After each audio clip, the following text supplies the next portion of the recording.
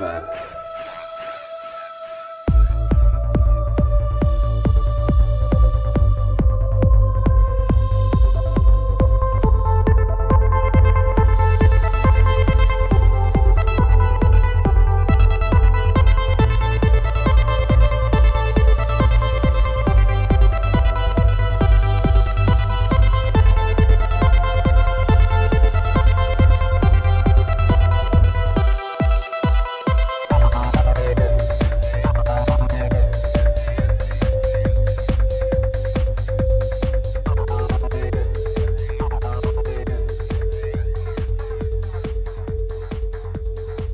What's up? Another episode of Ripple Effect Podcast. I'm your host, Ricky Verandas. Today we have Klayton, aka Celldweller, somebody I've been a fan of for so long.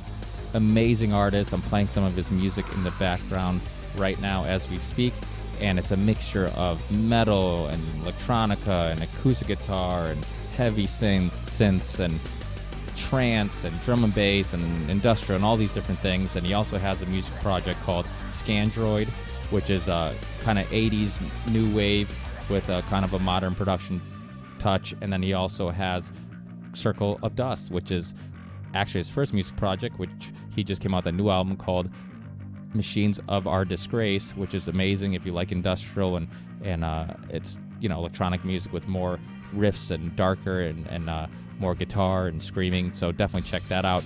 He's just an amazing artist. You meet these people and you assume, and you know, it doesn't always seem to be the case, but on this show it seems to be the case, where you get somebody who has really interesting work, interesting music, interesting film, or interesting art, and whatever. You assume that they're this deep thinker, and you meet them and you tend to be right. And Klayton's no different. Really interesting guy. We got in so many different topics and conversations. Hopefully we get into a lot of different conversations and topics that you don't hear him talk about on other shows, because this show has no format.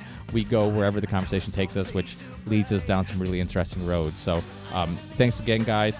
Check out his music on our YouTube channel. In the show description, I always put links to our guests' work, our website, their website, Twitter, Facebook, all that stuff. Easy to find his stuff. Celldweller is everywhere. You probably have heard his music without even knowing it, because it's licensed to so many video games and Marvel comic movies and Transformers and all this stuff, and his music is just used all over the place, and he's really created an empire from just working his ass off to do this. So it's inspiring from a podcaster who's also trying to build something. It's inspiring to hear stories like his, because a lot of times you assume people are just lucky and they're at the right place at the right time, but then you hear more about their personal story and you realize, holy shit, they had a lot of ups and downs, and it was a lot of just hard work. So do the things you love and really chase it. And worst case scenario, you attempted it, but you know, risk is much better than regret. So please do that. Also, on our YouTube channel, you can see the video version of this episode with me and Klayton talking. So you can, if you want to put faces to these voices, please check that out. You can look up the Ripple Effect Podcast or look up RV Theory 6 on YouTube, and you'll find us. And any guest that calls in using video, you'll be able to see us do our side-by-side conversation. So thanks again. Also, if you want to support the show, in the show description, you'll see links to our Patreon page. If you want to support the podcast, also, if you want to support the show another way, is the music you hear in the beginning and at the end of this show is my Theory 6 music project. All that money goes to supporting this podcast and continuing this thing from growing. So thanks again, guys. I really appreciate everybody who continues to listen and support the show and all that good stuff from the bottom of my heart. Thank you. And I'll see you guys on the next one. Peace.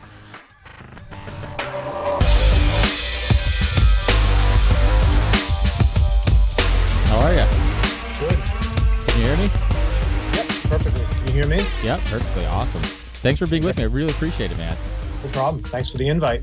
Hey, no problem. The cool thing about these podcasts, I get to be selfish and have a reason to talk to people I'm a fan of and people that I've been listening to for a long time. So I think I want to believe it's for the greater good, but honestly, there's a little bit of selfishness in this and just having a reason to meet people that I'm a fan of. So thank you so much. I've been listening to you for a long time, one thing that always amazes me is one, how you haven't aged one bit since I've been listening to Celldweller.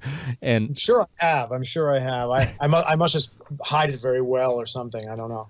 well, it is amazing because you for somebody who's constantly busy and constantly doing stuff in a studio and sitting down and probably in front of screens, you stay in shape. I mean, you don't look like the typical, what you would think a gamer or somebody who sits in a studio looks like. I've been athletic since childhood. Mainly, my motivation to become athletic was so that I could stop the kids in school from kicking my ass, because they kicked my ass all the time. So if I played sports on the same team with these guys, they'd kind of leave me alone because I was on their team. That's how it started, and it just kind of followed. It kind of just followed with me through adulthood. I just kind of, I don't really feel like. I don't want to feel like a lump. I don't want to feel useless, and I don't want to feel like I sit in front of a computer all day as well, because that. You need to be active on some level, at least for me. That helps me vent. I come up with ideas while I'm doing that because I'm not thinking about music, and it kind of helps me kind of de-stress. And it is what it is. And then there's genetics. I mean, some people, there's some people that don't need to work out a day in their life, and they're going to look awesome until they're 98. And lucky them. I'm not that lucky, but yeah, no, I do. No, I hear you. And I think it is important. Like, it's funny because you usually don't see both. You see the people who, are computer people, they're really intelligent and really into a certain hobby or a task, and they focus on that. And then you get the people who are completely the other extreme. They only worry about, being in shape. But I feel like you do need to stimulate both. I mean, the mind and body are connected. You need to stimulate your mind and you need to stimulate your body. And when one feels good, the other one feels good. And it is relative to creative output. I mean, I think that oftentimes the better I feel about how I look or kind of the condition I'm in will definitely reflect what type of creativity comes out of me, if any. I've always felt like those are related, and this applies to me. It may not apply to everyone else. I'm only responsible for my own life, so I just worry about that. So well, we know the placebo effect exists. The idea that. If somebody thinks they're taking a pill that makes them feel better, they do feel better. And they've done studies with, like they've cut people open but not actually gave them knee surgeries, and they feel better. And, most all pharmaceutical drugs, they only have to be better than a placebo. So that means that, there is some type of effect that the placebo gives. And, like I've talked a lot about this guy, Dr. Sorno, who he's like one of the leading back surgeons in the U.S., and did all these back surgeries, and he kept finding people who had really messed up backs but didn't have a whole lot of pain. And then he had people who had, not really messed up backs but a lot of pain. And he kept seeing this consistently. He's like, what is going on here? Is it, you can't just contribute all of it to just pain threshold. So he started asking questions to people and like, hey, what's going on in your life? What his conclusion was that people were actually having stressful things happen in their lives, either lost a loved one or unsteady job or whatever, or fighting with a significant other. And their body was actually finding a weak point in their body to release this stress, release this pain. And just talking to these people and telling them, like making them aware of what's probably going on. I forget what percentage it was.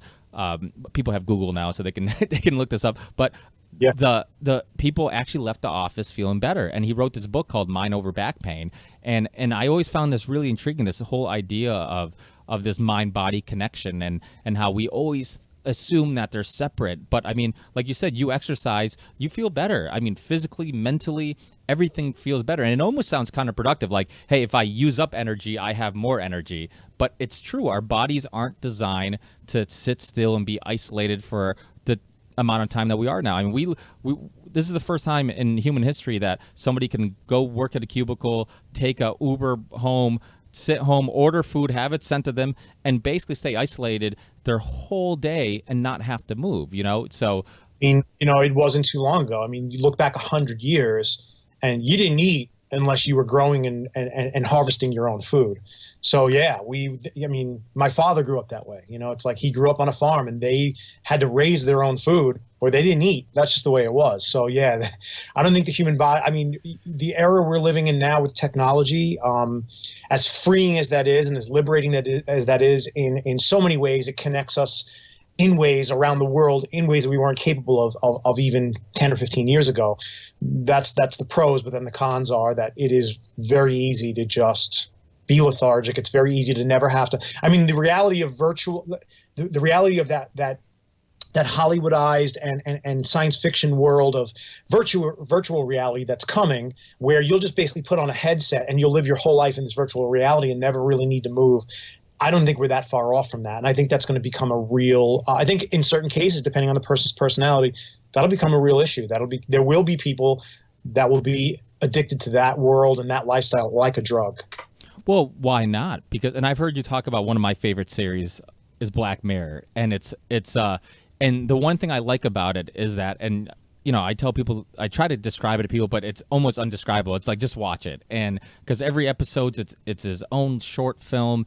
But what I love about that, and even people who aren't into sci-fi movies and all that type of stuff, like I always tell people, I'm like, the crazy thing about Black Mirror is that it seems like technology that's right around the corner. So it's very relatable to today. It's like, oh, I could see this happen. Like the episode where, your whole life revolves around trying to be liked, so you get the thumbs up and 5 stars. I mean, we're not that far from that. It's already happening. I mean, that Charlie Brooker, the guy who created the episode, based that off of a rating system they're using right now in China. It's not to that extent. It's not on a social. The Chinese government is using it to rate people and their citizens. And if the citizens aren't rated over a certain amount, they aren't approved for loans and they aren't approved for certain things. So this isn't like science fiction. It's actually science fact that some of those concepts are based on, which makes it that much more scary, because this is the real world we're actually living in. Orwell 1984, absolutely. I mean, the thing is too is that you look at just like the Edward Snowden release, what he exposed, the fact that they had all this technology, and I believe that a lot of times the technology that the government's using or governments around the world, they're way more advanced than we know of, and I mean, you look at what Edward Snowden exposed, that the NSA basically had like a Google search where they could turn on these webcams right now, watch us, listen to us. You talk about the Samsung smart TVs, how they could just turn on the microphone at any time, all this crazy stuff. And, facial recognition. I mean, Facebook, came out with it and it's pretty damn accurate. Like, you imagine how long did the government have that? And so it's getting to a point where, and this is the thing is like, what's your opinions on, do you think technology is one of those things where people are just, same thing with the research that developed the atom bomb, it's like, it's one of those things where people are just doing this research, not thinking about the long-term consequences. And then we get to a point where like, oh, fuck, we went too far. Or, what is it? Ask Neil deGrasse Tyson or Elon Musk. They're saying it already. Stephen Hawking. Don't mess with AI, because we're going to build something because we're only concerned about making this work. We're not thinking about past the point where it actually starts learning. Oh, then what happens? Then there's going to be that oh fuck moment. Like, oh, we can't turn it off now. Oops. Cyberdyne Systems and the whole Terminator. We love that. It's science fiction and it's so cool. And Arnold Schwarzenegger is going to be back. This is going to be great. Until that's our reality. Because right now it's really cute. The robots are kind of like clunky and it's almost a joke, people kind of making fun of it. But what happens when that scale kind of tips? And I do deal with some of those things in my lyrics across multiple projects that I have.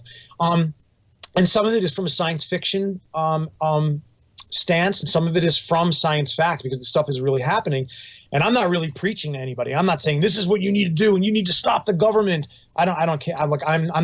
My own agenda is really just sorting through my own life and figuring things out for myself. So I'm really asking questions that I want answered for myself, and I work through those by writing lyrics or stories relating to them. But I did a lot of research, like my whole my project Circle of Dust. A new album just came out in November. It's awesome, by the way. Machines of Our Disgrace. And I've referenced real documents that DARPA, the U.S. Defense network, it's part of our defense system here in the U.S. and they're responsible for future technologies for soldiers and warfare and those kinds of things. They've released public documents basically saying we are creating the super soldier right now. We're experimenting with it, and human beings will be able to, like, if you saw the last episode, I believe it was, or second to last in season 3 of Black Mirror, where they had the soldiers and they were seeing these bugs, and then you realize they were implanted with something, or they were being fed drugs that were making them see humans as these vicious, and so the soldiers are killing and then realizing later, oh, we actually were killing human beings. It's like, again, it's that thing where I think, okay, cool, you watch Black Mirror and you're like, oh, wow, that's crazy. What a crazy concept. But we're probably not that far off from that becoming a reality. And the, you know, I think the U.S., just like every other government, is going, well, all these other governments are doing it, so we need to do it too to be ready.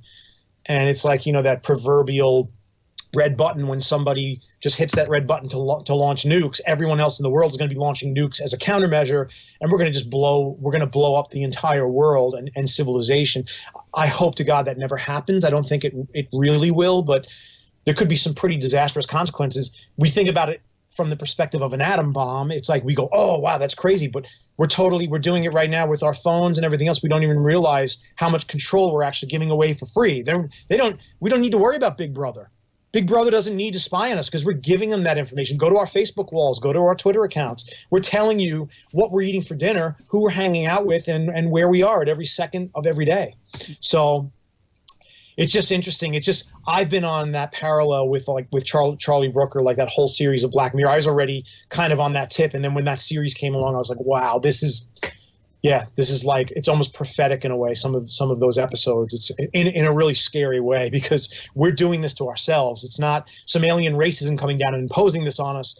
We're willingly opting in to a lot of the things that later are going to control us.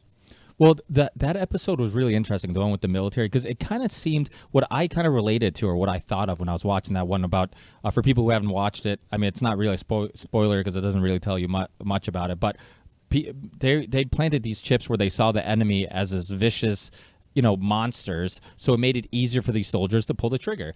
And I was watching it and I was thinking, like, isn't that kind of what we do to other people in other countries? Like, Chinese are communists. You know, it's propaganda. I mean, we convince our troops that they're going to fight for freedoms, and if you don't pull the trigger, these people are vicious, bad people. I mean, I was born in Europe. I was born in Portugal, and you know, traveling and you know, like you've traveled and toured all over the world. You meet people from all over the world, and one thing you realize that you have much more in common than you have differences, right? I grew up in the Cold War era, so I grew up like Russia, propaganda against Russia, and the Russia was the enemy. And it's like, thank God that's over with. And here I am now touring in Russia, and these people, I have one of my biggest fan bases is in Russia, and I love these people, and we are very similar, and they're awesome. And I can't, you know, now I think about, like, what if there was a war between Russia and America now? Like, what would that mean? Because there's a lot of people like me.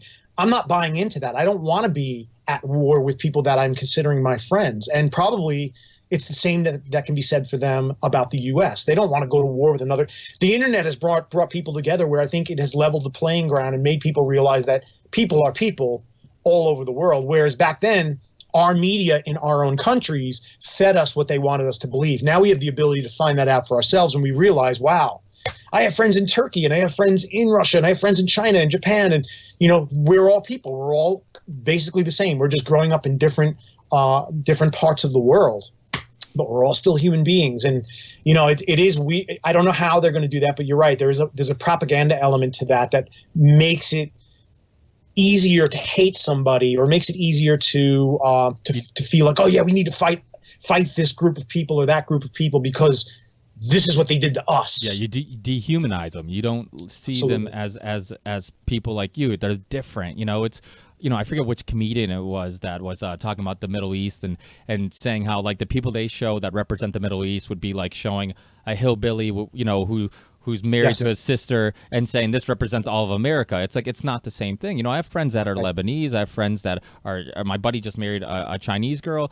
And, you know, you talk to them about their countries and stuff like that, or you hang out with them and you realize, holy shit, they're not different what the TV is telling us. And it separates us. And, you know, we're still these hunter-gatherer tribal people that we try to, you know, it's like, oh, you know, I'm a hardcore guy. Oh, no, I'm a punk guy. I'm a this guy. You know, it's like we join these groups and these clubs, and then it's like we defend it. And, you know, I think there's still this need for that. But, you know, we can't, there's all this infighting, and then at the end of the day, it's like those who are really benefiting are kind of laughing as the rest of us are, you know, it's like that movie Network, you know, I just talked about on my last podcast, you know, it's from the 70s, you know, it's like there is no, you know, ideologies, there is no religion, there's only DuPont and GE and all these corporations. They don't care about what skin color you are or what religion you are or what ideology or what music you like. All they care about is maximum profit all the time. And It's just green. It's money. That's it. Absolutely. Well, yeah, and it's like, yeah, I don't want to come off as a conspiracy theorist when I say this. It's just that I'm a little disappointed with how many people around me aren't seeing what's right. It's right in front of us. Like, we're giving away our freedoms.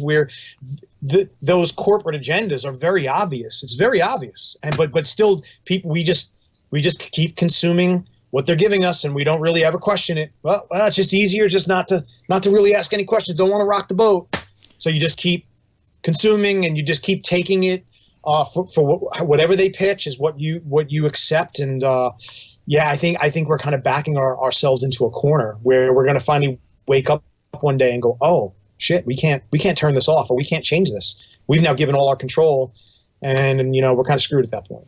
Oh, I know. I've had the real Rick Ross on. I don't know if you know his story linked to the Iran-Contras and how he basically did time for drugs that the CIA was giving him, and it's really interesting. And then there's this journalist in the '90s, Gary Webb, who exposed that, hey, Rick Ross, you're in jail for drugs that were linked to the CIA. Bring them in, and which basically caused a crack epidemic. And I've done podcasts on JFK and the whole assassination with historians. So it's like there's all these things that are proven. We know about Operation Northwoods. We know about all the Central American countries, all the coups in Guatemala and Chile and Iran. Operation Ajax and all this stuff. We know all these things are real, but then it's like, oh, that was the past, that was history. And I always use the example. I'm like, if you have a girlfriend who constantly cheats on you, and the next time she shows up with a little bit of lipstick, all over her and her hair messed up, aren't you going to ask some questions? So this idea, like, to me, it's like, once you lie, then I feel like the government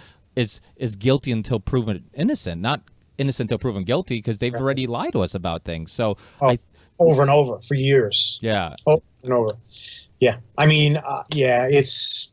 And like you said, the crazy thing is, so me and you, I don't know how old you are, but I'm assuming you're around my age.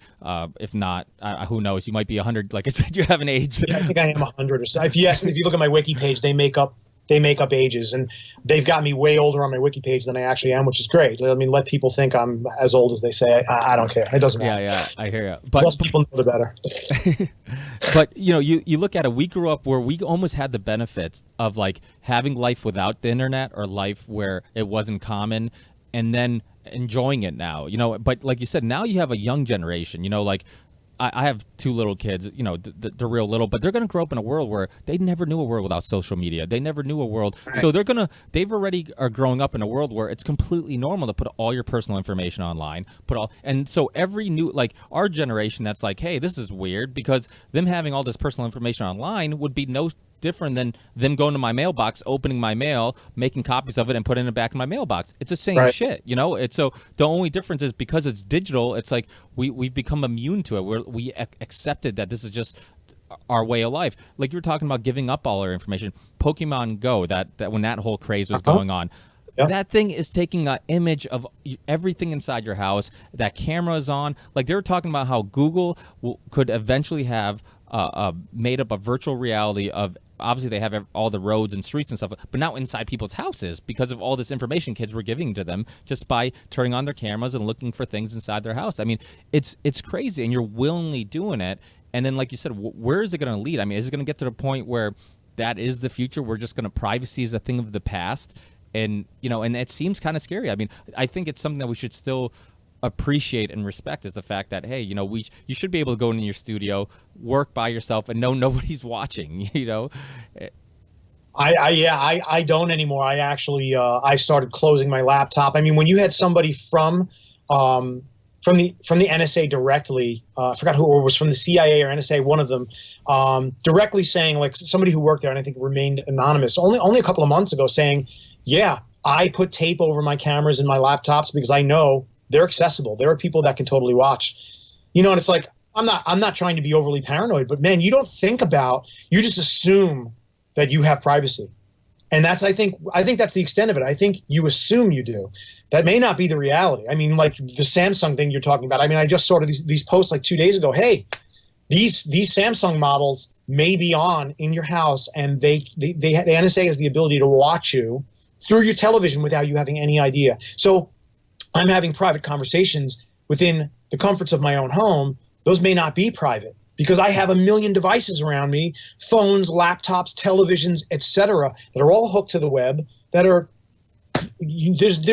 I have no promise from it. There's nobody promising me that no one's going to hack into my computer or listen through my devices. And it just sounds like such a conspiracy theorist stance, and it's really not. I'm very private, and just the prospect of me not actually having the privacy that I think I have for my own reasons, just because I'm not a social guy. I mean, I can be social, but it's not my natural inclination to go out to a bar and hang out and chat with people. I'd rather just be here alone, working, making things that I want to make. But the idea that like I could be having conversations about my finances or anything else with my staff, and there could be somebody listening and maybe broadcasting that to the whole world. Who knows? But I do think a little bit of, I won't say paranoia because I feel like that could be unhealthy, but a little bit of awareness is healthy. A little bit of like, don't take everything at face value from what CNN is telling you, because they have their own agenda. And every other media outlet, I don't care if you're right or left, it doesn't make a difference. I'm not really, I hate politics. Same here. And I refuse to get pulled into a political conversation, because there's enough of that going on. There's plenty of people that will argue that until they're blue in the face, and neither side is going to win, and no one's going to really convince anybody else of anything different. It's just an argument.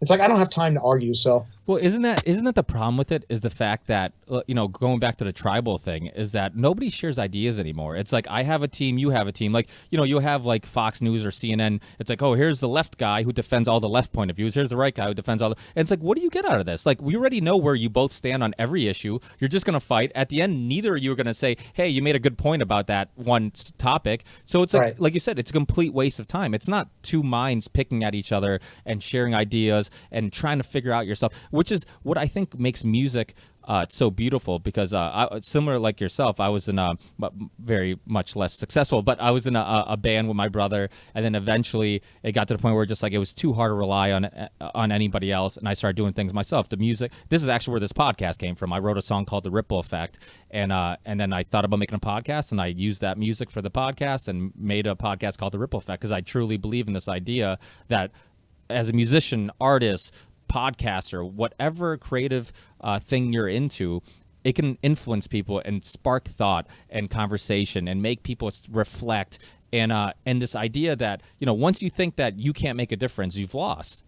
We need to, assume that even if it's just a little difference, even if it's just a little thing, like it does cause a ripple. Like I truly believe in this idea of the ripple effect, that somebody is listening to your music, as a kid is going to, grow up being like, that End of an Empire album really sparked thinking and just the whole concept of it and this whole world. And that person could end up being the president, or that person could be, you never know where their influences come from. Yeah. So I think it's, I keep saying it, I truly believe in this idea of the ripple effect. And it's unfortunate that a lot of people get caught, at a young age. They end up going to college, which puts them in debt, or end up having kids at too young of an age where they end up having to get a full-time job, and you don't get to pursue your passions and happiness. And I tell people all the time, I'm like, look at these musicians like yourself who does this incredibly creative work.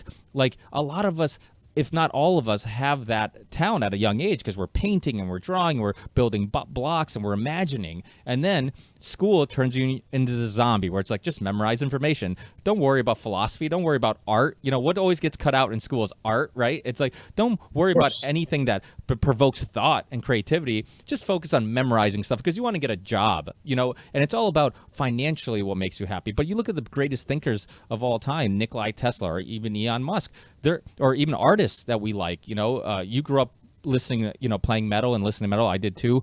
And the Iron Maidens, the whoever, like these people were motivated by coming out with the best work and creating the best work. The money just came afterwards. Just like you, if you were just motivated by money, Celldweller probably would never be where it is today. Oh man, forget. I'd be flipping burgers. I'd be doing. There's no way. I mean, money for me was at the tail end of any aspiration that I had. I mean, I wanted to stay alive, but when I was creating, I wasn't thinking like, man, this is going to make me so much money. I didn't even think anybody was going to listen, to be honest. I was making music strictly to work through my own demons, and it was kind of a puzzle to me. Can I do this? And that's how I view music. Like when I finish a song, I'm like, okay, I've said that. what do I want to say next musically or any other way, even if it comes down to the lyrics. It's like, what's the challenge is, what can I do next that's better than what I just did? And if I tried to, if I used money as a motivator, I'd be broke and I wouldn't be making music. That's for sure. I mean, I spent many years starving, of course. You know, sleeping on people's couches and eating ramen and, you know, all of those tropes and things. You're like, yeah, I know, you're just exaggerating. Like, no, I'm not exaggerating. That's the real deal.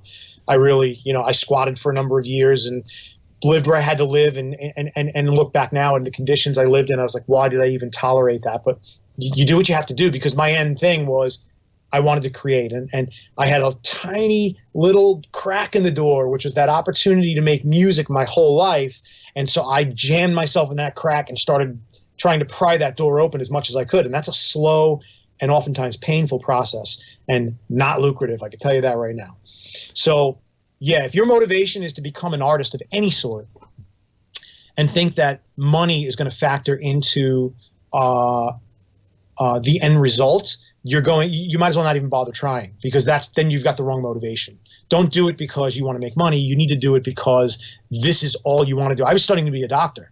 I was pre-med in college because I didn't think there was any way for me to make music full time or make any money at all in music. And really, with my first record deal, that still held true. I made five or six full-length albums and didn't see one red cent, not a dime. The only money I ever made, and I didn't make, it was enough to pay my bills, the debt I put myself in to do it was touring. So I put myself in a lot of debt to get on the road, and then any money I made on the road paid off the debt I put myself to get out there. So it was pretty much, it just, you know, I was at equator level, man. It was like I wasn't in the black or the red. I was just kind of right there, just getting by.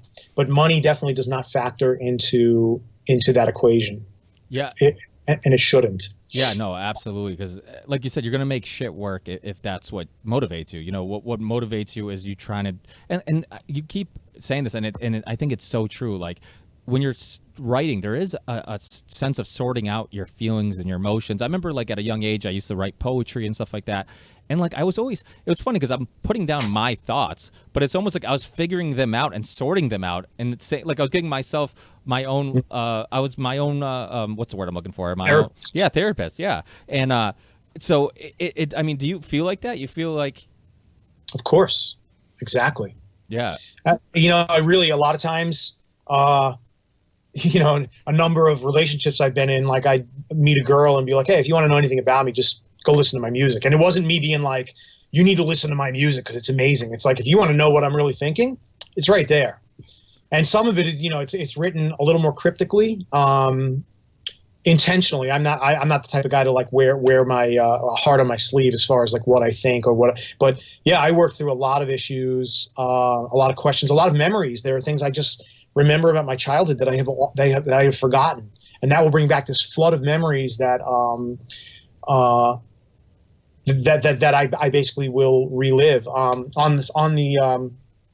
the last Celldweller album, End of an Empire, I did a song called Just Like You, and that was inspired by, you know, I grew up in New York. I'm a New Yorker. I have been, even though I live now in Detroit, I'll always be a New Yorker. And I used to drive out by the beach because I lived on Long Island, so that we were surrounded by water. We're literally just an island. I got family in Long Island. What's that? I have family in Smithtown, and I'm from the East Coast. I'm from a lot of time in Smithtown. I wasn't that far out east, but that's where I used to drive. So I used to go to Jones Beach a lot, but I would never go during the day. I always went during the night because there were these night drives, and there was one particular drive that I would take that would end you would terminate at the end of, there was a dock, and it was a parking lot that you weren't allowed to be there. So if the cops were there, you had jet. And there were people having sex in all the corners. And I always went there to write lyrics and to listen to music. Sure, and so I would just, if there were no cops, I'd go find a dark corner to park in, and I would just listen to music, or I'd have a notepad out and I'd be writing lyrics. And it just brought back memories. Something I was doing, I found some photos, and I actually found the bull there's a metal bull in Smithtown. It's like it's a landmark that's been there forever. It's a big metal bull, and it reminded me of just that whole time. And I ended up writing the song Just Like You from that inspiration of just remembering those trips and relating it to, like, I feel just like you. So if you think I'm on the other end of this song and I'm up here, got my life all figured out and everything's great, that's not the way it is. We're kind of just like we were talking about. We're all kind of like on equal playing ground. We're all, just because this guy's the president of the United States and this guy works at McDonald's, they're both going to die. They're both going to live, and they're both going to bleed if you cut them. There is no difference, and there's a perceived importance in some of that, where people will give much more respect to the president. And I'm using that as an example, and this is the worst time to be doing that. But whoever it is, anybody in power, I've always felt like, I don't ever want to assume the role that I'm more important than anybody else just because I have a CD that I can hand you. That doesn't make me any more important. That doesn't matter.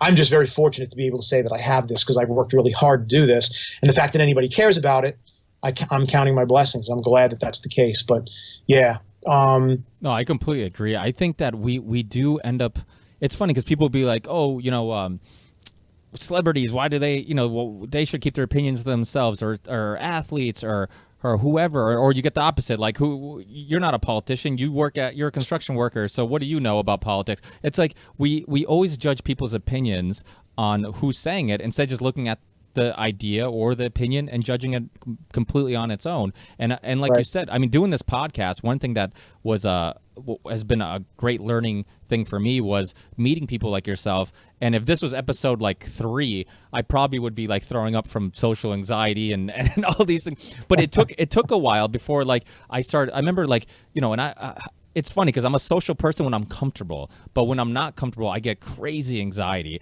And I would get like crazy anxiety before shows. I have shows like the first like 20 episodes where I had Dan Carlin on, who I'm a huge fan of, one of the most popular history podcasts in the world, of hardcore history. And I'm like, I don't deserve for this guy to be on my show. This is my like 15th episode. I'm like, I'm a fucking idiot. I can't hold a I'm like, I barely graduated high school and this guy's a historian. And I'm like, all these thoughts are going through my head and I'm getting all nervous before the show.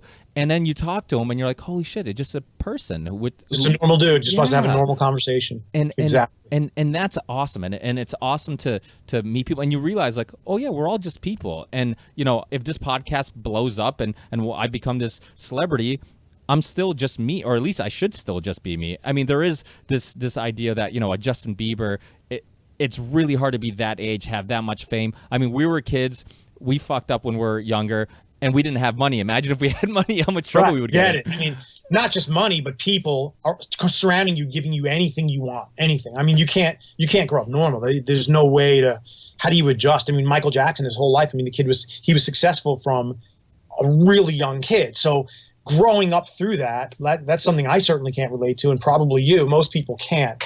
But I think it comes down to human character, because success, you look at two successful people, let's say movie actors, and you get one that is genuine, honest, like you could tell they're trustworthy, they're nice and respectful, and you go, wow, that's a good guy. And then you look at this guy and go, wow, what an asshole. And they have a reputation for being an asshole, because there are people who feel like, oh, I'm an actor, I deserve this. It's like, you don't deserve shit. You're lucky you are where you are. That's really what it comes down to. Yeah, I mean, it's definitely a lot of hard work. Like, I've heard you say in the past, it's like you weren't given anything. You worked really hard for this shit. And I think that that's really important to get through to people, that, you know what, it does take maybe a little bit of luck, but that luck's going to come if you work really hard. If you don't work really hard, you're not going to have any luck, And, this guy, Hunter Motz, who's been on my podcast, he wrote a book called The Straight A Conspiracy. And it's about this idea that, this conspiracy that, oh, I'm just not a math person. I'm just not a science person. That's just not my subject. And it's this idea, I guess the title was more just to kind of get people attention, but it's really not about conspiracy. It's about this idea that, we convince people, or we convince ourselves that I'm not good at this because that's just not my thing, when it's really, I'm not good at this because I haven't put in the work or effort that, or I don't have the passion for it that other person does. And we're all capable of doing things if we actually put the time and effort and work into it. That's why it's so important to find something you're passionate about and chase it, because and then it's not work. You're just doing something you enjoy, and you don't mind staying up all night working on a song and layering things and editing and whatnot.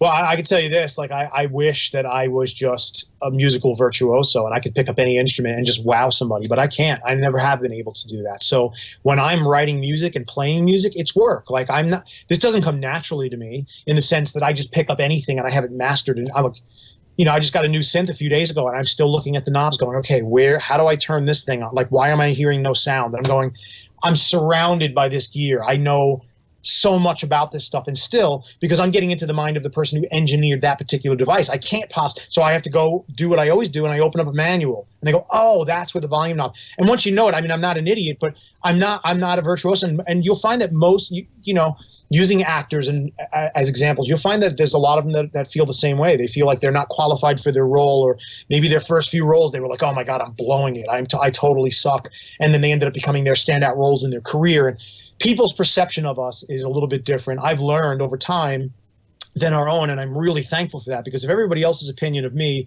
was the same as my own, I wouldn't be on this podcast right now. That's for sure. Well, like you talked about, I've heard you talk about Circle of Dust and how, you know, you brought back the old albums and how you struggle to listen to them. Same thing with, like, you know, I look at my download numbers and I'm like, oh, why is anybody listening to those first couple episodes? You know, and I'm sure you're like, why does anybody enjoy this? And it connects with people. People love it. But as a perfectionist, and I think that a lot of people who are good at what they do have a little bit of OCD, a little bit of, you know, you get obsessed with something. And the fact that it's never perfect is what motivates you to continue to strive for perfect, right? Because I mean, of course, exactly. It's problem solving. It's puzzle. I get to the end of a track and I'm going, oh man, well that didn't turn out like I expected it to. All right, next. How do I do something better? How do I, you know, it could come down to me something tiny in the production, but I have to figure out how do I master that. And I'm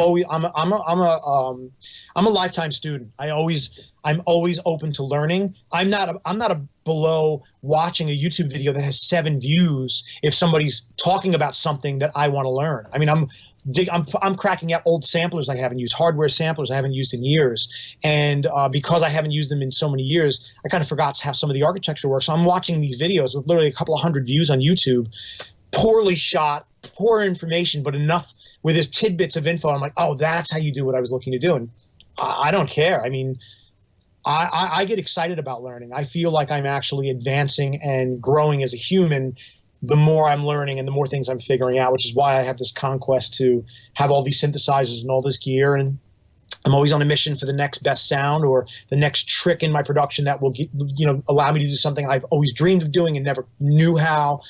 There's my Scandroid album, my Scandroid project, which is like a 1980s kind of new wave. It basically is. If Celldweller is the, I don't know how to reference it without using another reference that someone else used. But, in the words of, I think, Kevin Key from Skinny Puppy, he's like, if Celldweller is the, I forget it, I'm going to screw the whole thing up. But basically, there was a comparison to the Alien franchise where there was a face hugger. But Celldweller is the big, loud, over-the-top, angst, energy-driven thing. And Scandroid is very much softer. I mean, I'm giving it to people, and they're like, oh, my mom and dad love this album. I'm like, wow, really? Okay, great.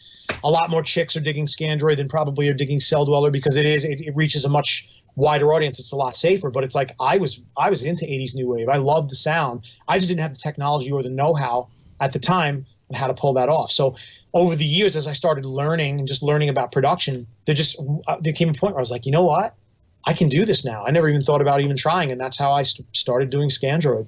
Well, the interesting thing is how you said, I've heard you talk about how you didn't even know what you were doing. And I feel like it was similar to somebody who's taught how to play guitar by a musician. So you end up adopting their style and you end up doing things the way they do it, or learning on your own where it might be a longer road to getting to where you want. But along that ride, you might find some cool things and create a new style that or have a style that you wouldn't have gotten if somebody just taught you how to do it. Do you think that there are some benefits to kind of going down the longer path to figuring shit out? Well, my path was pre-med, and when I realized at that point that I was like, man, I don't like people enough to want to be around them all the time and be a doctor. I was like, I just did it because I didn't know what else to do, and I'm very interested in the human body and anatomy, much less about math. So maybe I should read that Straight A's book you were talking about. But I'm much more about anatomy. So I got into pre-med, and probably about 2.5 years in, I was like, I'm going to switch to a music major. I want to see if I can do this. So I did switch to a music major for 1 semester. And during that semester was when I actually got my first record deal. But while I was in school as a music major, I'm learning how to play Beethoven and Bach and everything else. And I'm just kind of going like, I don't care. Like, I respect what these guys have done, but it doesn't relate at all to what I want to do. So I was already phasing out. I was already thinking about changing my major back to pre-med when I got my record deal. When I got my record deal, it was instant. I was like, okay, I'm finishing up this semester and I'm out. I'll get a full-time job so I can support myself, and I'm making music with all the rest of my time. And that's what I did. So even getting that formal training, if you want to call it formal, although really nothing I learned there applied to any of my musical pursuits, I felt like it kind of got in the way. And I felt like I'm better at just giving me a problem to solve and let me figure it out myself. So I was always, when I was in a band and you do something, someone else might be like, oh, that's cool. So you go, okay, cool. I guess it's cool. I'll just leave it. When it's just me, I'll do that and go, that's not good enough. I need to do something else. So I will revise things 20 more times to get what I feel is perfect, as opposed to being taught a certain way from someone, or being in a band situation where you've got other input from other people. You know, it is the longer, harder road, sitting there literally reading a physical manual that's this thick to learn a piece of gear. But that was the path I took, and I was excited about it, man. I would literally page by page, and I would go through the steps until I figured that piece of gear out, inside and out. And that was the only way I really could have gotten to where I'm at right now. Well, the interesting thing about industrial music is because it was weird, because it's funny because now you see the genres mix in the 90s. You know, I was into Stabbing Westward and Gravity Kills and KMFDM and bands that kind of mix metal and electronica and industrial. And it was weird because they seem like two completely different types of music, but one always liked the other. Like, there's metal fans who like electronica music and people who like electronica music who like metal. And it was almost like there are two subgenres who were kind of outsiders, dark, energetic in different ways. You know, like, you know, there's something about the power of the synth that's similar to like the power of a breakdown or double bass or whatever. And you know, and you see more, and it's, at one point it didn't seem acceptable. Like, I remember I had Burton C. Bell from Fear Factory on. You know, they're one of my favorite bands of all time, and one of the first bands I really started experimenting with keyboards and metal. And Fear Factory, you know, people didn't like that at first, you know, like the idea of keyboards in a metal band, you know, and now it's much more acceptable. And I think both genres do mix and they do collide because they are complete opposites, but the same, you know, whatever that means. Yeah. I mean, I was doing that. I mean, I was making my albums, my Circle of Dust albums, at the same time Fear Factory came out. I remember in the metal scene, I wasn't in the metal scene. I was like in the industrial scene. So it was the kids that already got that music. But it was a very small scene. The metal scene was much bigger, and they were way more way more selective about who they were going to let in their club. And anybody with synthesizers were looked at as, it was still considered like 80s pop rock, you know, like the Bon Jovis of the world, and hard metal was not into that at all. And that all changed. I mean, it definitely, I think because so many bands started adopting that style. To me, it was never weird. Like, to me, that I saw more people come out of the pit bloodied at a Skinny Puppy show where there wasn't a single guitar on stage than I'd seen in any of the New York hardcore shows I've been at in my life, and the New York metal shows, which got pretty violent. I mean, those were pretty violent shows. I saw more people coming out of that pit for a three-piece electronic band with just a live drummer, a guy surrounded by keyboards, and a vocalist who was covered in blood. More than I'd ever seen at any metal show. So I think, you know, for me, there was never that dividing line, but for the average person, it took a little while. It took it until it got into the mainstream for people to start going, oh, I guess these could work together. And now it's, you know, you have the next generation of kids growing up listening to hip hop and death metal all in this back to back, and it's totally not weird to them.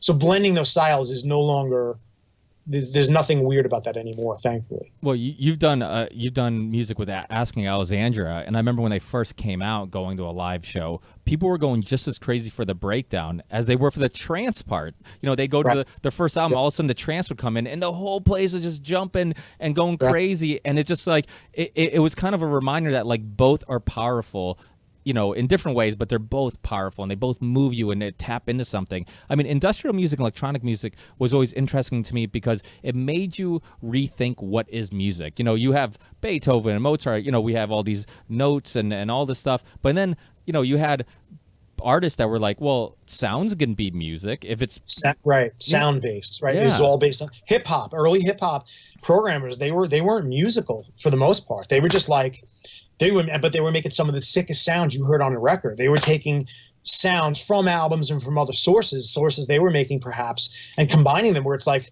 well, I hear a melody in there, but it's not a piano doing that. Like, how did they even come up with that? And it just really, like, sampling and things like that really changed the face of music. And that's the era that I got into producing. And it was just such an exciting time. Yeah, it's interesting because it makes you rethink music. Like, as a drummer and guitarist, and you play all these instruments, is there ever this battle? Because I remember, just writing my music, and then when I was in a band and talking to other artists, Enter Shikari and other bands, they talk about how, we talk about how there's this battle between, like, you want to do something that benefits the song, but as a musician, it's always like, well, I also want to show that I'm a good musician too. So there's like this battle between the artist in you and the musician in you, where it's like, do you find yourself having those battles? I've never really been part of the whole masturbation thing where it's like, I got to show how, like, amazing my lead guitar skills are, or how amazing I could program. To me, that has always felt masturbatory, and I've avoided it. I've never cared about that. So for me, the artist aspect always wins. What's cool? What do I think is cool? Less about, because, if you want me to go play at your wedding, you're going to find out pretty quickly that I can't play cover songs. I'm not a great guitar. I'm not the guy that sits around a campfire and plays a bunch of cover songs for you. And I know my acoustic guitar chords inside and out. But when it comes to me creating, I just use all of these as tools to create an end result. So my motivation is never to be like, I am going to show these people that I'm the fastest picker in the world and I can pick a guitar faster than anybody in the world. It's like, I don't care. Thankfully, it's like I don't have a fan base that judges me on, like, because there are the bands that do that, and their fan base expects every song to be like that, and I'm sure there are expectations on me as a producer and an artist because of the fan base that I've built and the kind of music that I've made, but thankfully it's not the expectation of me being like a virtuoso at any particular instrument. It's just more density. It's the amount of ideas within one song, and how can you combine so many styles into one track, but yet it still feels like a cohesive idea. And that's because it always has made sense to me. I was ready for Vine 20 years before Vine ever existed. The 6-second attention span that you needed to have in Vine, just 6 seconds in Vine, just 6 seconds of attention. Like, I got it. Like, I could switch gears every few seconds if I had to, and I could follow it. And I loved it. So changing ideas within my music, going from electronic to metal and combinations of both and neither, whatever that means, I got it. It made sense in my brain. It was never an issue for me. It's just that the rest of the world was not really ready for that. Yeah, no, I completely agree. It's interesting because also what you're doing I think is the future of the music industry, because you hear artists talk about how, obviously the big Napster thing, that was huge, where people, and the documentary is actually really good too. I forget what the hell it's called. It was on Netflix, and then you watch documentaries like Artifact with 30 Seconds of Mars, and you see how record labels just kill dreams of artists, and record labels have one job: promoting other people's work. Like, they don't do shit. Like, without the artist, the record label does not exist. They have nothing to promote, so it's like all the money and credit should go. But it's amazing when you hear stories about, like, Circle of Dust and how you were broke even though you're selling albums and you had a following and you're people were showing up to your shows, but yet you were broke. That fucking blows people's minds when people hear about these things. And I just assumed it was normal. Nobody I knew in any other bands was making money either. So we all just assumed that's the way it was. And you look at the deal that I signed back then. Right in the deal that I signed, I was entitled to a very, very small fraction of the actual proceeds from any album sold, and that small fraction of the money that I would get paid actually went back to recoup all of the money they spent on making the album, which oftentimes felt a little inflated. Like, I don't think they spent this much money, but it doesn't matter. I was too young to really know or ask for an audit or anything of that sort. So you just took it. You just were going, oh, well, I'm just thankful to be able to be an artist, not realizing that, hey, you can only do this for so long before you starve to death. So, and that was quite common. That what they would do, they would backcharge artists and come up with these ridiculous fees that you're like, wait, I know that doesn't cost that much, and put artists in debt. And you'll see artists like Smashing Pumpkins or whoever, like, in debt, or 30 Seconds to Mars, who sell at, that documentary they were talking about how they were selling millions and they weren't making any money. And it's like, how the fuck is that possible? I'm on a different side of the coin than say a 30 Seconds to Mars, because they can complain all they want about how horrible their situation was, but they had a record label literally dumping millions of dollars into promotion. That's true. I never had any of that ever. So anywhere I've been in my career, and anything you see here is because I've produced that on my own. I never had, and I know a lot of other artists that are on major labels, and it's like, it's very easy to complain. I get it. And I'm free, man. I don't make as much money, maybe, as some of these other bigger artists, because they had millions of dollars of marketing and advertising put behind them that allow them now to play these huge venues. Obviously, their music has to be good enough that people care, but a label gave them the platform to be viewed. They put their videos on MTV and spent a ton of money to hire the right people to make the videos. I never had any of that. Everything that I've done was completely DIY. It was all on my own. It was on my own dime. And to this day, it's still exactly the same way. You see a music video I make, that money came out of my own pocket. If you see a Circle of Dust or a Celldweller ad or a Scandroid ad and full page ad in a magazine, I paid for that out of my own pocket.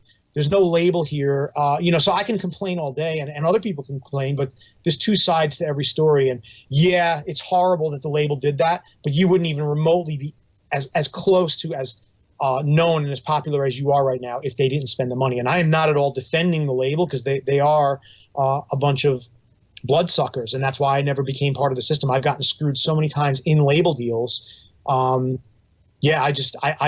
when I finally gave up, and I'm like, I have to figure out how to do this myself, or I'm going to die. I either can figure out my own plan and my own path, or lay down and die, and that wasn't really an option. Yeah, and what do you think? I mean, I think the future of the music industry is going to be something closer to what you do and Celldweller, where people just, because you really don't need a label now. I mean, you were playing, when you started playing music, if you weren't played on the radio, you were fucked. I mean, nobody knew who the hell you were, and now it's like you can self-promote online. I mean, I go to shows where it's sold out, but yet it's a band that never got played on the radio, or most people in the mainstream never heard of, but because you have Facebook and Twitter and Instagram and all these platforms, I mean, which is free advertising and marketing, which goes back to what we were talking about. It's like you can use these tools, but the downfall is you are also giving up your privacy, because you're putting all this information out there, so it's like this give and take thing. But is the future gonna be that, where you think record labels are gonna either have to find a more creative way to I guess share the wealth and make money? Because I mean, honestly, people aren't buying albums anymore either. People are buying a song. I enjoyed, yourself, I enjoyed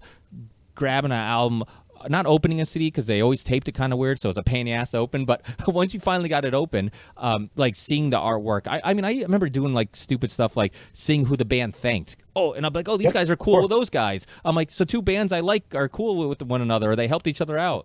Yeah, artwork. I was down with even the artwork. I'd buy albums based on the artwork on the album, because I was inspired by it. Here's the thing, like, let's use Russia as an example. I have a pretty formidable fan base in Russia. I mean, and they're pretty rabid. I mean, they're very passionate.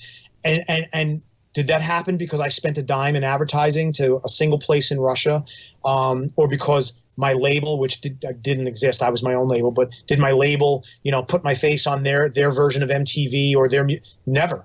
It was completely word of mouth. When I first ever in my life stepped on a stage in Russia, and Celldweller was the only artist on the bill that night. It was literally my first show in St. Petersburg. And I was going to step out on the stage just as Celldweller. It was literally like, it was my show and that was it, done. And Blue Stolly, an artist on my label, he was the other guy. I asked him to be part of my live show. So it was literally the two of us on stage to do this show as Celldweller. And I'm hearing all this noise. I'm like, wow, like what's going on out there? Is there a riot or something? And I walk out on stage, and we're in this club that holds about 1,000 people, and there's literally 1,000 people packed into this club. And I'm looking around at him going, holy fuck. Like, I've never once even spent a dime marketing. I didn't even know that anybody in Russia cared about Celldweller or me, that even knew who I was, but it was strictly word of mouth, people hearing the music. And I think what it comes down to is make good art. It's like Neil Gaiman's famous speech, his commencement at Harvard or wherever it was. Make good art. Doesn't matter what happens, what else is happening around you. Make good art, because if you make good art, that makes people want to share it. It makes people want to discuss it. And that's what happened. It's like it was word of mouth. People just somewhere along the way, somebody discovered it. passed it to their friends, who passed it to 2 of their friends, to 4, to 8, and it just grew to the point I'm touring in Russia for thousands of people and selling out shows, and I'm not even really doing that in the U.S. at the time when I went over to Russia. I'm still playing in the U.S. for a few hundred kids, and I'm going to Russia and there's thousands, and it's kind of crazy because I didn't have the machine. I didn't have the record label machine spending money, and I didn't need it. The internet has leveled the playing ground, but it also has created so much more noise. So now you start a band, yeah, you don't need a label, but there's so much noise because everybody and their grandmother has a copy of FL Studio, can make a track and put it up on iTunes or Spotify. That's great. But it doesn't matter if it's there if nobody's listening to it. So how do you get their attention? And I think you have to start by creating great art. Make great art, stand behind it, and then you have to work. You don't sit back and wait for somebody. You don't just sit back and start collecting checks. You need to promote, and you need to keep creating, and you need to keep creating, and you need to keep creating, and keep putting out art, and the word will spread. Well, you started your own label, clothing line. I mean, you have other artists that work for you. I mean, it's amazing how much you get done. And I've heard you talk about how, because I think a lot of us have done this, where it's just like, oh, I don't play video games because. And it was funny, you said something in an interview that's exactly like me. I have my PlayStation 3 and my PlayStation 4. I'm not sure I've ever played a video game on it. I use it just to stream stuff and watch documentaries.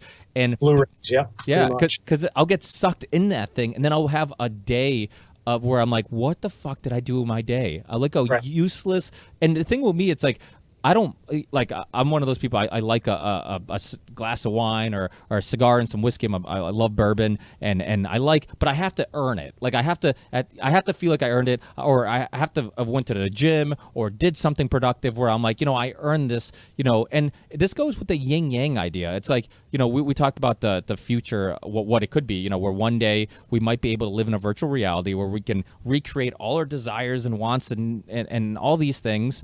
But because there's no suffering, there's no struggle, there's no yin to the yang, are we going to appreciate it? Like we appreciate the good, like me and my wife, like on weekends we'll cheat with what we eat. I'm on a ketogenic diet, so during the week I eat pretty good. I'll eat, my high fat, moderate protein diet. Then on weekends I'm like, I'll cheat, I'll eat some pizza. But I appreciate that pizza because I ate really clean all week, But if I eat like shit every day, if I ate a bowl of pasta every day, it'd just be a bowl of pasta, So that might be an issue that we're going to run into where I don't even know where this question started, but it might be an issue we run into because, we aren't going to have any of the downs to help us appreciate the ups. Just like you worked your fucking ass off for this amazing studio you have, which now after those conspiracy theory conversation, people are going to think it's a bunker, but it's not. But all kidding aside, like you worked really hard for all this. And you appreciate it, and you appreciate your success, and you appreciate it because you did it.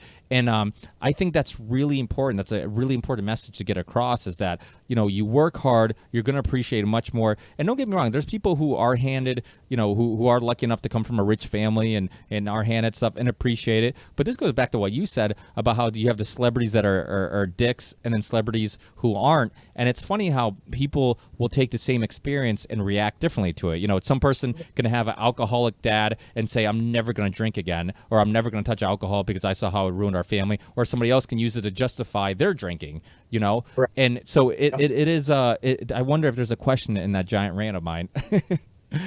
Oh, I mean, I'm sure. I mean, we could probably sit here and talk about all this all day long. But in regards to the future, okay, because you're very intrigued with science and the future, we briefly talked about in the beginning of the podcast. Do you think that is going to be this moral conflict we're going to have, where it's just like, one is some of this moral, some of the stuff we do, and two, also, could we live in a fantasy where we're just going to be eventually? It seems like it makes us happy, but because we don't have that, we always say, satisfaction is the death of desire. You're once you get that desire, and I think it's that desire that we really want. Once we're satisfied, it's like, I'm on to the next thing. It's like the journey is more important than the destination. It's that desire that really drives us. You take that path away, and we just get things we want when we want it. What the fuck are we gonna be? Nothing. We're gonna be. There will be no motivation. There, like, kind of lifeless. A lifeless life is kind of what people will be able to live if they choose to. And I think, some of that comes in upbringing, like, raising kids and kind of instilling, morality, importance on like the people that I know around me that have kids, they set time limits on like devices, like, okay, iPhones, iPads, you've only got X amount of time on those things, because I think it's going to be easy. And there'll be a point where things are going to just change, but I feel like if you just let the next generation do whatever they want, they're going to do what we would have done if we had this technology when we were kids. They're going to be on it all day, every day, nonstop. And they don't, because they're at that point, they're not thinking about, you're immortal when you're a kid. You don't think about death. You have your whole life in front of you. So you don't even think about consequences for what you're doing now. Later is not even a factor. You're not even thinking about that. So, I think, again, it's going to come down to the way people bring their kids up, and disposition, man, which is something you can't train a child. A kid has a disposition they're going to be inclined to be a dick if they're a celebrity, or they're not going to be. Even if they're not a celebrity, there's just people that are just inclined to be dicks, and there's people that aren't. And some of that has to do with their upbringing. Some of it is just built in, man. It's just kind of who they are. I am who I am because it was built into me. And then the circumstances of my life honed those edges and made me sharper, which, maybe is not a good comparison, but, you are who you are because of the situations in your life that shaped you. Other situations could have affected your life, and you could have gone down a completely different path and been a completely different person. That can be said for everybody. I think at the core of it is, who are you? What do you want? What legacy do you want to leave behind you? When people talk about you when you're gone, what do you want them to say? I know for me, I don't want it to be like, oh, he was a celebrity and he was an asshole. Like, and I'll be dead, so why does it matter? But it's because I believe that there's something more than just the life that we're in right now, and I don't want to be talked about, if I'm talked about at all after I'm dead, in a negative light. I'd rather leave behind a legacy of, like, even if people are just listening to the music and connecting to it, that it's a positive thing versus a negative thing. We have enough negativity, and the internet has brought so much more of that out. And I feel like we hear more about negative things than we ever hear about positive things. And there's a lot of good out there, and there's a lot of good people out there. But because we have the CNNs and the Foxes who get their ratings by propagandas of fear and putting us all in a frenzy about Hillary Clinton and Donald Trump and who gives a fuck, like, just get over it. Just get over it.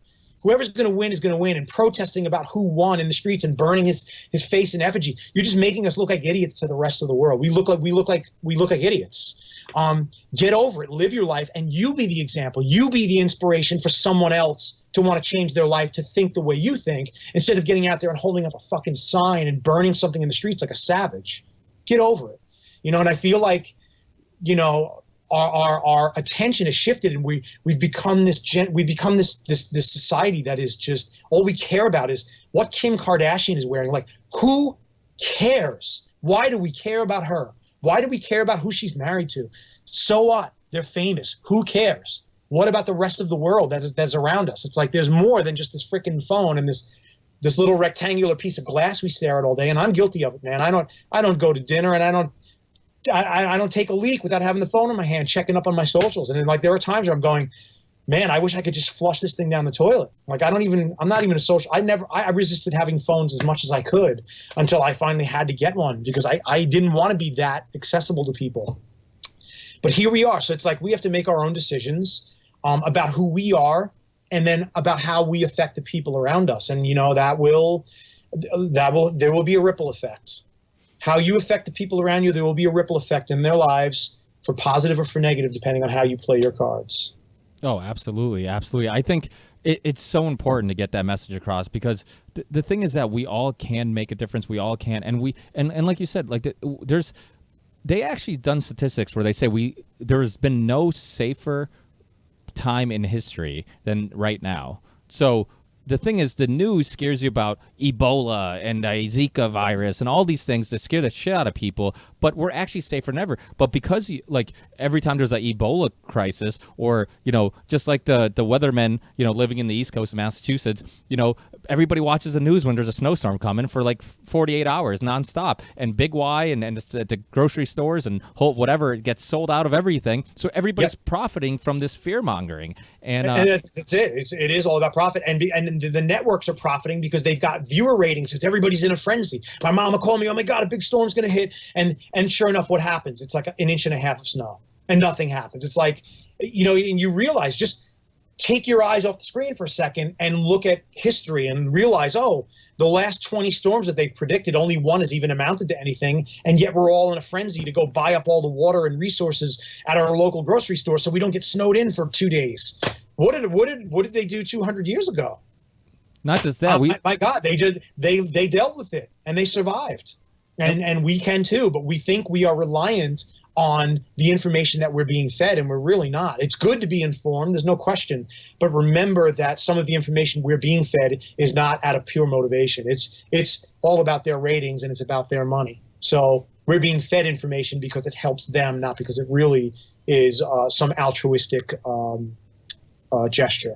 Yeah, and the thing is, even though our technology changes, our environments, the way we get to A to B, and how we make music and how we talk to and communicate, the thing is, human tendencies and habits are still very much the same. You know, the techniques of propaganda, those in power wanting to stay in power and using techniques. I mean, this goes back to Edward Bernays and learning how to, knowing how to manufacture consent. If people don't know who Edward Bernays is, he was the nephew of Sigmund Freud, and his uncle wanted to understand the brain. Edward Bernays wanted to understand how to manipulate the brain. He actually came up with he wrote the book Propaganda and came up with the whole public relations and marketing thing that gets us to buy shit we don't really need because we think it makes us happy, and then we buy it and we're like, oh, but now you need the new iPhone 11 because your iPhone 10 it sucks, you know. And right. And so we're in this vicious cycle of buying shit, and then, you know, to make us happy because we're living these unfulfilled lives, and then that goes away, so now we need to buy a new big screen TV, and it just like, then we're in debt, so now we need to work, and it just, we're these just mice on this wheel. And you know, that's why it's so important when I meet people like you who followed your passions, and really is a success story to people listening who are like, well, I can't do anything. Like, I'm stuck in this wheel. I'm stuck in this cycle. You know, if anything, if nothing else comes out of it, that the fulfillment and the happiness you get just doing something you enjoy is worth it. You know, success is, but success is different to everybody. And, you know, success to me might be just creating something that I enjoy, that gave me some type of self-reflection and helped me figure out some things, even if one person listens to it, you know. And we know that success isn't based on how many views you get or how many sales you have. I mean, I'm sure you love artists and albums that barely sold anything, and then you have like the Backstreet Boys breaking records, you know. And so the thing is that I think seeing these success stories where you were just, you know, obviously we see you as like Celldweller, Klayton, you know, he did all this amazing work and he's done all this stuff, but you were just a kid with a dream who followed your passions, and we can all do that, you know. I mean, I'm just a kid in a basement who wanted to do a podcast, and now I'm talking to somebody I've been listening to before this podcast even existed, you know. So it's, you know, we're all capable of doing it. And to me, this is success. I mean, if one person listens to this or 1 million people listen to this, I feel like I'm accomplishing something. Like I find happiness in talking to people that are like-minded and interesting, and hoping that one person listens to this conversation and they get something out of it because they hear your story or your music and they see like, oh crap, this is inspiring. Maybe instead of me being in this vicious cycle and buying these things that don't really fulfill me, maybe I should do something more fulfilling, or maybe I can make a difference, or maybe I can do something inspiring and cause my own little ripple. I think it's so important. Like I said in the beginning of this podcast,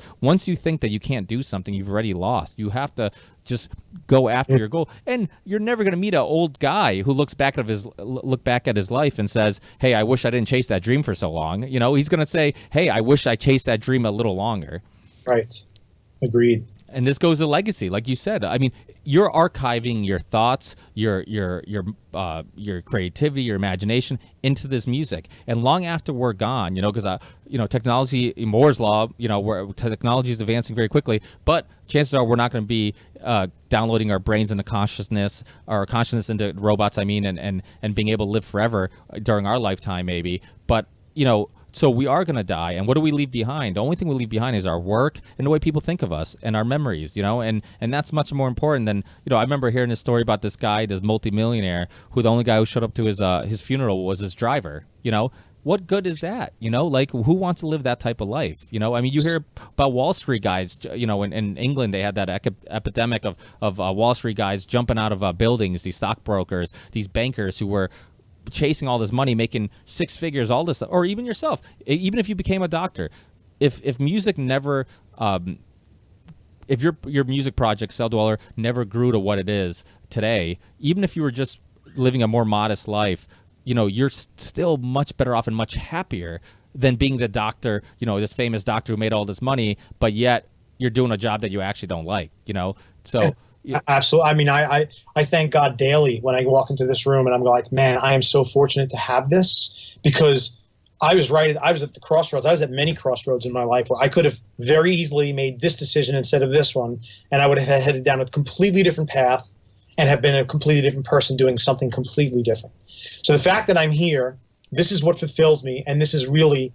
this is the most important thing to me in my life, that if I had to pick one thing that I wanted to do, it would be to do this, and I'm doing it. You know, and the more people I talk to, I realize that's not the case, and a lot of people don't want to take those risks, and they're afraid to take those risks, and they usually don't. It's usually the safer path to just get a job, and then you find that they're in jobs that they're just making money, they're just kind of getting by, but they're living for the weekends, they're living for the nights when they're not at their job, and that's their time. But other than that, they kind of hate and you know, when you realize how much time work takes up in your life, in your adult life, for the most part, for your average human being, man, it would suck to be in a grind for 30, 40, 50 years doing something that you don't even care about. Oh, I work construction for my full-time job. We have a small family business, and same thing. I mean, I see my dad and I see guys who are in the industry. It's like their backs are all fucked up. They have arthritis. They have pains. They look like they're 100 years older than they really are. Like, this job has consumed all their life, all their energy, all the best years of their lives. And then it's like, we build a society where, like, well, if you live till 65 and you have any health left, now you can enjoy life. It's like, what the fuck, man? Really? That's the best we can do? Right. No, we need to enjoy it while we're living it. And it's easier said than done. Again, I think it comes down to each person. I'm not inclined to be a positive guy. I'm not inclined to be a happy guy and see all the bright sides in every situation. I grew up a cynical New Yorker, man.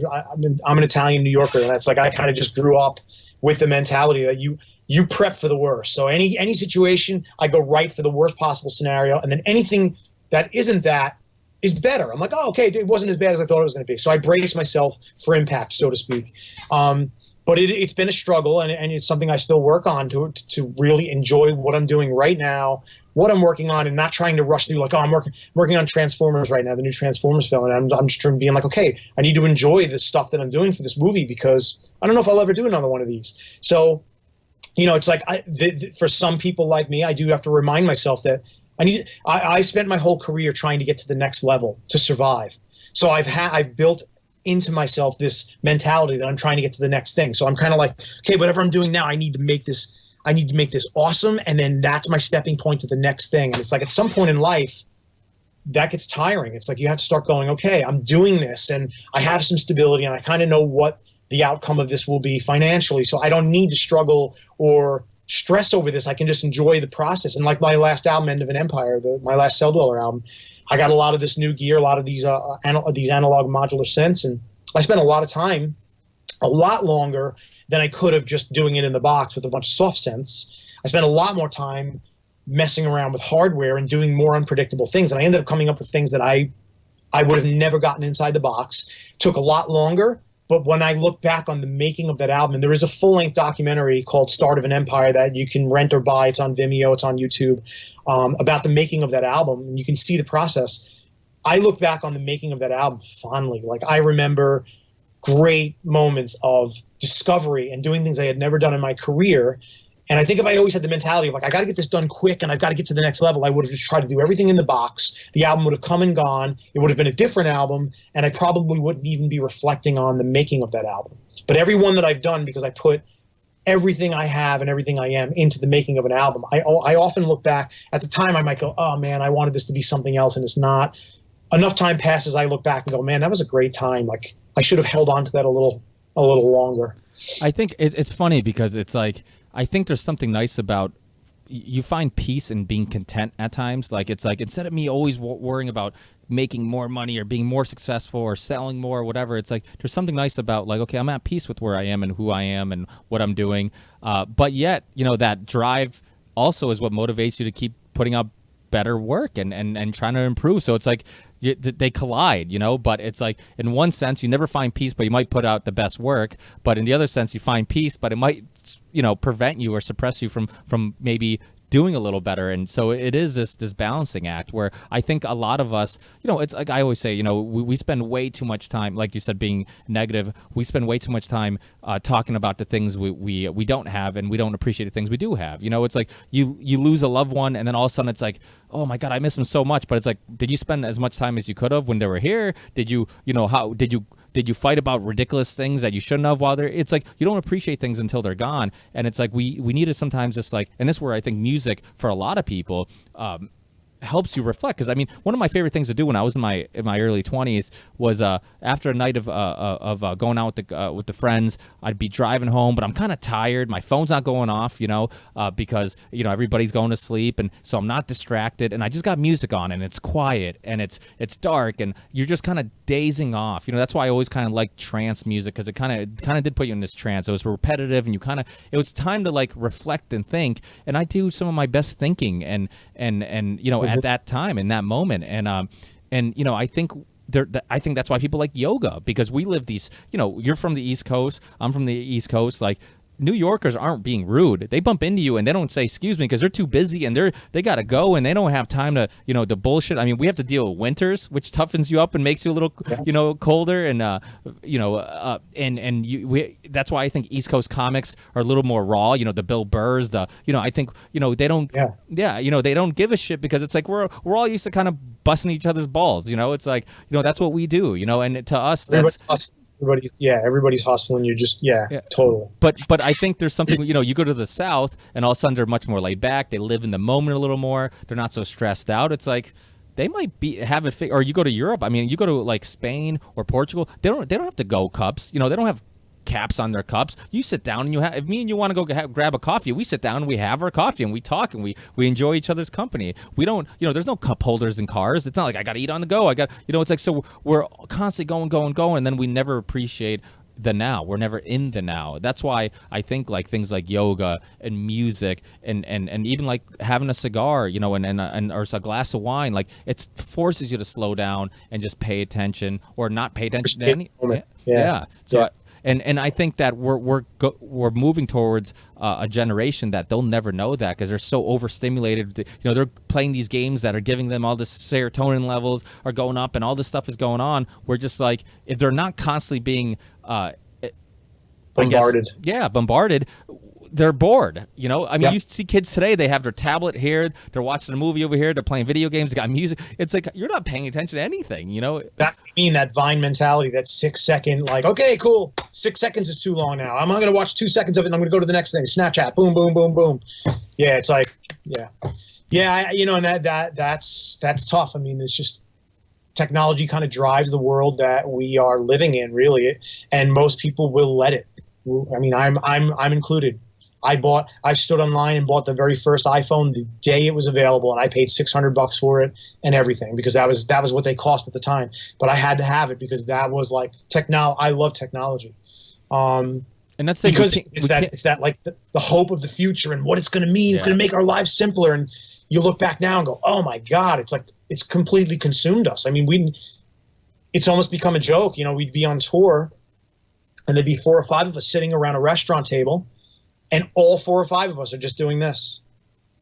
I mean, again, we're in a tour vehicle all day long. We're around each other all the time. So it's not like, oh, we're not spending quality time. I mean, we're on each other's nerves all the time anyway. But the fact that like there's no conversation. It's like you're catching up on your life, your digital life. Like what are the comments on Facebook? What are they saying on Twitter? Let me reply to these emails. You know, it's like you just kind of get – and there is an aspect of convenience and simplifying your life, but it also, without you even realizing, it complicates your life, because now you're reliant on email as a form of communication, where somebody either called you on the phone or you didn't talk to them. Now you've got to check email, you've got to check Twitter, you've got to check Facebook, you've got to check Instagram, Snapchat. The list is 3 miles long of how much time you can consume just trying to keep up with your digital life. I'm jealous of the people that literally are like, yeah, I cut the cord, done, like no phones, not like. I love that part of my life. I look back on it fondly. Like when I first started making albums, the technology didn't exist. And yeah, I was way more isolated, but you know, and my fans, if they wanted to know anything about me, good luck, because there was no way for them to actually do that. And I was totally cool with that. I didn't want anybody to know anything about me anyway. So, you know, social media and that connectivity has really changed the world that I live in, you live in, and that everyone else is growing up in. And I guess who we become as people really, again, comes down to who do we want to be, and like what's built into the DNA of our character. It's I've seen this picture of like a train in New York with everybody looking down at their phones, and then this picture right next to it of a train in New York, years ago, with everybody looking down at a newspaper, and this idea that like people thought the newspaper was the end of people being social, and people thought the cell phone was going to do that, and now with the internet, and it's like we do adapt and we do change, and we can't always blame the tools either, because it's like I can use the internet. Like me, I barely graduated high school. I have doctors on talking about nutrition. I have filmmakers, authors, ex-CIA officers, all this stuff that I've learned about them and their work all online. I get to consume as much information as I can consume, which sometimes is too much. Like you overload, where you take in so much, and then at the end of like 6 hours, like I don't remember anything. And but so that's an issue too. I think that the nice thing about reading a book or reading a manual, it seems like because you're doing it slower and you can't just go from like this link to that link to that you almost do take in the information a little better. It stays with you. But so it's weird where in a way you can use the technology to make your life easier, but or you can use the technology to be on the toilet and going through Facebook feeds all day, and then nothing interesting comes up, and you don't read anything interesting, and it's wasted 20 minutes of your life. Pretty much. So it's like you can't really blame the technology. It's like it's like we have to it's not the technology's fault, it's how we're using it, and we have to try to use it in a more productive way. And I think doing a little meditation, a little working out, going to the gym, doing kettlebells, doing whatever, something that kind of just turns off your phone, and you get to kind of get away from that for a little bit. I think it's so much needed, and I think that's why yoga and these type of things are getting more popular, because it isn't so much just the physical aspect, which I think is beneficial, but I think it's also the fact that a lot of these people probably have their phone on their hip all day until that one moment where they're like, hey, leave everything at the door, you come in and you focus on this one thing. Same thing with music. You're looking at a screen, you're playing your keyboard or guitar, and you're focusing on what you're doing, and you're not thinking about emails or text messages or so it is a sense of meditation, and I think we all need something like that. I was telling my wife after we had our daughter how I'm like, you need to go to the gym, you need to do something. I'm like, because you have all this built up stress and you have no way of getting rid of it. You don't do anything artistic, you don't work out, you don't, and I'm like, and she started doing it, and she did. There was a noticeable difference in her attitude, and so I think we all do need that. And in some cases, it's sitting down just listening to your music, and hearing those lyrics, like you said, you don't put your heart on your sleeve, where it's easily understood what you're talking about, which I think is a good thing, because you might break somebody's heart when they find out that song that was relating to their lives wasn't really about anything like that, so. Right.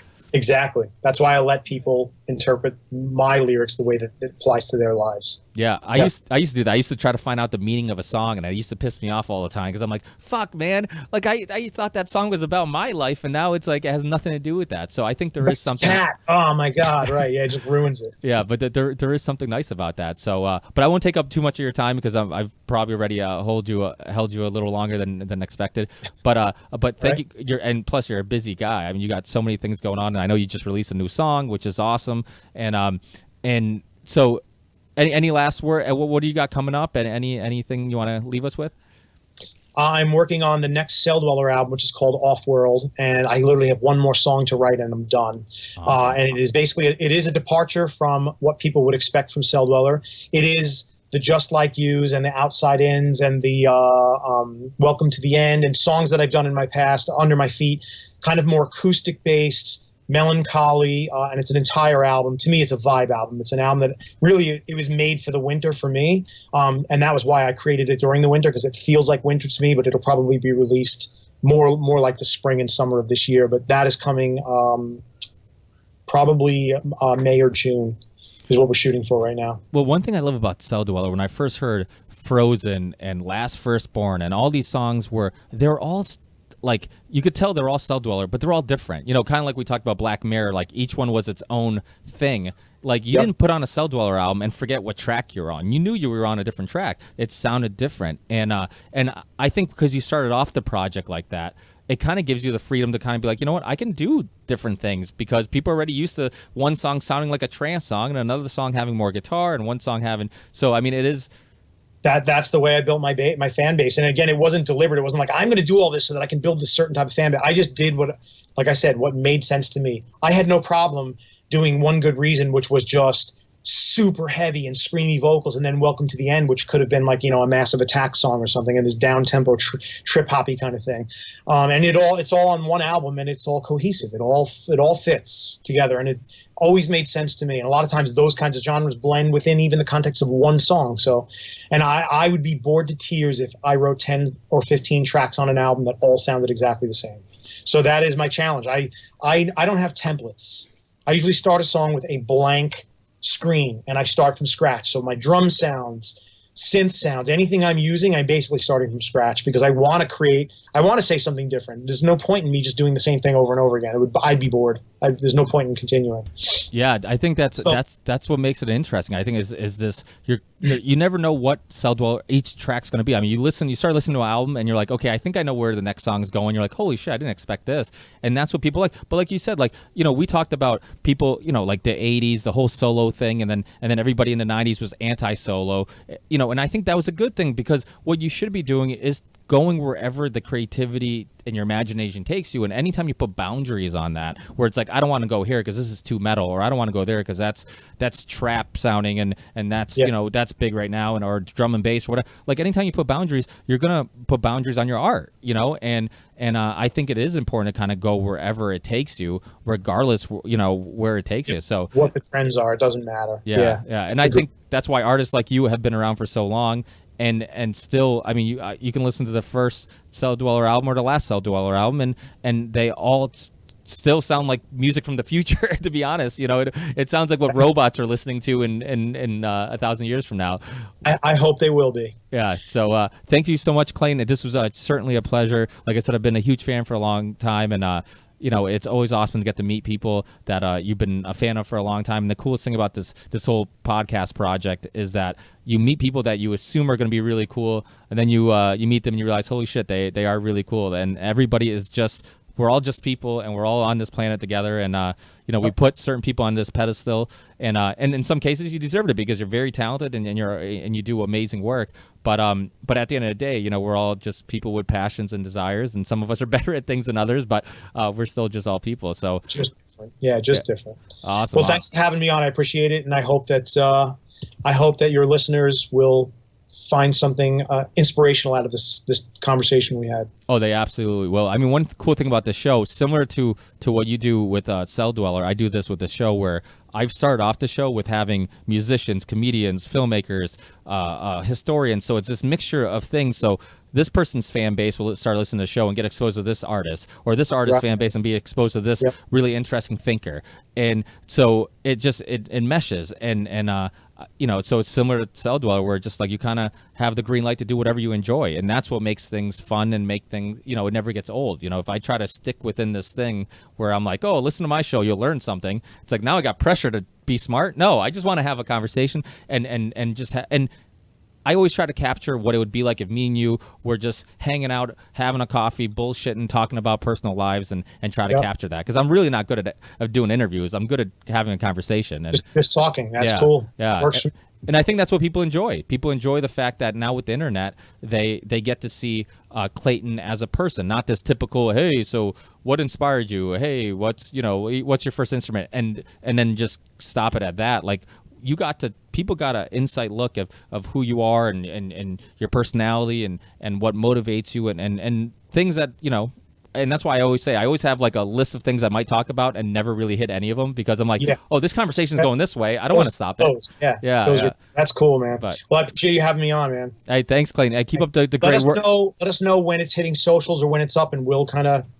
Awesome. I know my fans definitely are going to want to listen. So great. We'll once it's up and live, I'll send James, and thanks, James, for putting this all together. I know he's your manager and old friend, old Circle of Dust fan, and thanks him. And I'll send you the links, and then people can watch it. And because we did a video thing, they can actually see our faces and put a face to the voices, and they'll be able to check it out. So yeah, hopefully within the next 48 hours, I'll have it up and going, and we'll be able to share it, and people get to hear this awesome conversation. The cool thing about this, I always get something out of it. It's like every show I feel like I'm doing a little bit more growing, and I learn something, and hopefully people get the same thing in return from the show. Great, man. Well, thanks for hitting us up and making this happen. Hey, thanks, Klayton. I really appreciate it, and looking forward to that Celldweller album. Thanks. Soon. Yeah. Cool. Take care. All right, man. Thanks. Take care. Yep. Bye.